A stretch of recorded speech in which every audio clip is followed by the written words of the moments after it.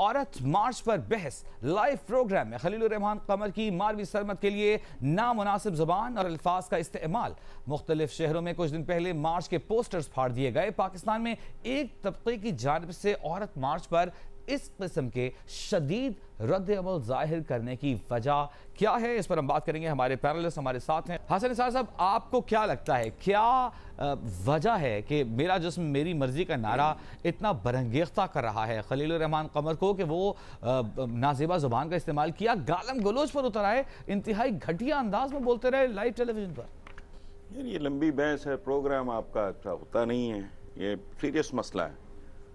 मैं थोड़ा ज़्यादा बोलूँगा तो फिर मेरी आदत नहीं। बहरहाल कि खातून को गाली देना बहरहाल इसलिए बदतरीन कमजरफी और घटियापन है क्योंकि तुम्हें किसी खातून ने ही जन्म दिया है।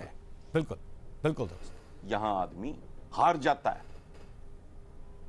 मैं बहुत मुंह तोड़ जवाब देने वाला आदमी हूं, लेकिन मेरे साथ अगर कोई खातून मुझसे कम उम्र भी हो, अगर बदतमीजी करेगी, मैं गुस्सा मुझे बहुत आएगा, लेकिन मैं आई होल्ड बैक। सो ये लंबा चौड़ा मसला है, ठीक छोड़े हैं। भैन चुप खत क्या रहा था 5:30 बजे भैन 14 पता ही नहीं है।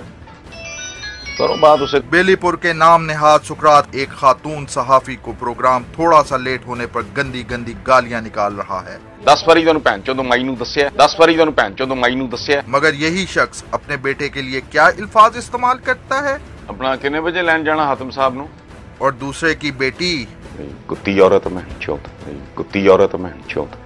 क्या इखलाक और तहजीब से आ रही ये शख्स अवाम को भाषण देने का हक रखता है?